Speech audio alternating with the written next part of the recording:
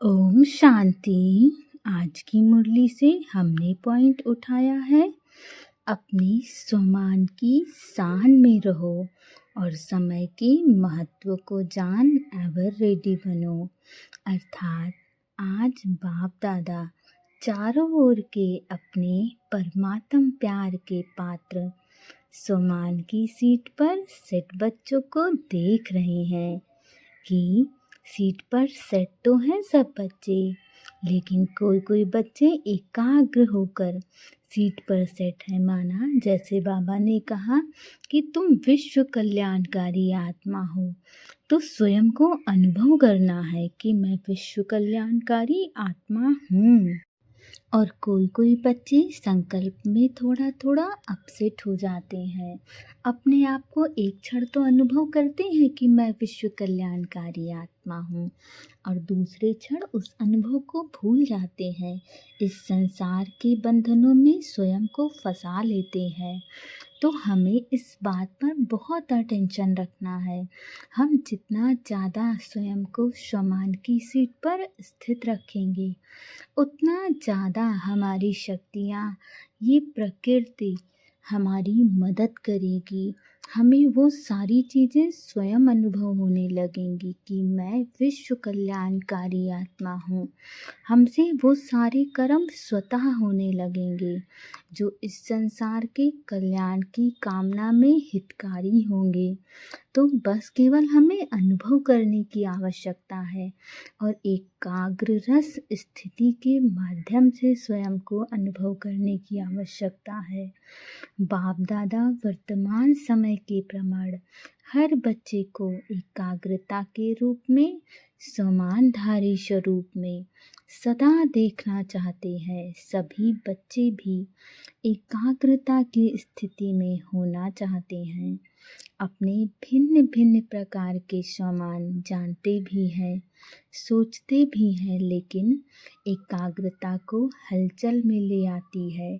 सदा एक रस स्थिति कम रहती है, अनुभव होता है और यह स्थिति चाहते भी हैं, लेकिन कब कब क्यों होती है? कारण है सदा अटेंशन की कमी।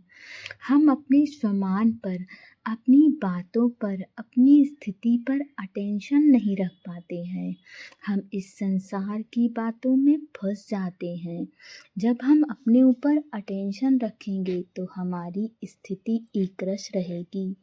हम इस संसार की बातों में फंसेंगे नहीं जब हम एकरस स्थिति में रहेंगे, और हम इस संसार की बातों में ना फंसेंगे, अपितु हम स्वयं को बहुत ऊंचा भी रखेंगे। तो इसलिए बहुत ध्यान रखना है, क्योंकि अब समय बहुत नज़दीक है।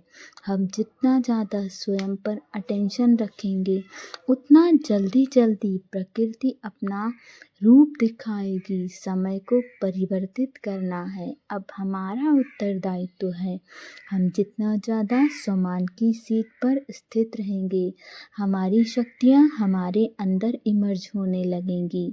हमारा आभा मंडल स्वतः अपने आप वैसा ही बन जाएगा और प्रकृति अपना रूप बदलेगी, अपना खेल दिखाएगी। इस सतयुग की स्थापना होनी है, तो स्थापना तभी होगी जब बाबा के बच्चे तैयार हो जाएंगे। जब तक बाबा के बच्चे तैयार नहीं होंगे तो स्थापना होने में बहुत सारी बाधा आएगी। इसीलिए हमें स्वयं को पहले तैयार करना होगा, और हम तैयार तभी होंगे जब हम एकाग्र रस रहें और स्वमान की सीट पर स्वयं को स्थित रखें। बाबा कितने सारे हमें सम्मान देता है।